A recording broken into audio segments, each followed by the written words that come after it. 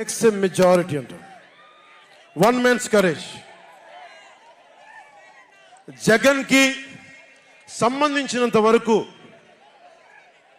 పవన్ కళ్యాణ్ అంటే 3 పెళ్లిళ్ళు 2 విడాకులు. అతని దృష్టిలో 4 పెళ్లిళ్ళు అంటాడు. మరి 4వ పెళ్ళం ఎవరో తెలియదు, జగన్ ఏమో నాకు తెలియదు. మరి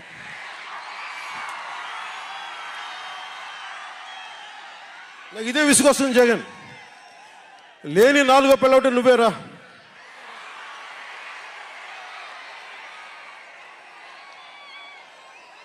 నేను ఎప్పుడైనా సరే భారతి గారికి కూడా చెప్తున్నాను, మేడం భారతి గారు, మీరు మీ ఊహించుకోండి, మేము ఎప్పుడన్నా సరే మిమ్మల్ని చాలా గౌరవంగా భారతి గారు, మేడం భారతి గారు అంటాం.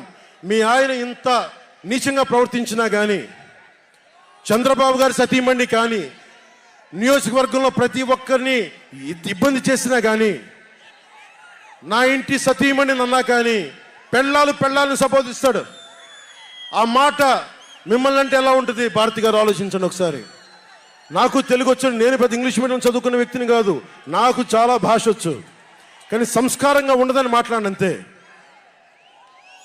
జగన్, నీకు సంబంధించినంత వరకు నేను 3 పెళ్లిళ్ళు 2 విడాకులు. పవన్ కళ్యాణ్ అంటే జగన్ చెప్తున్నా విను, పవన్ కళ్యాణ్ అంటే ఆంధ్రప్రదేశ్ ప్రజల భవిష్యత్తు.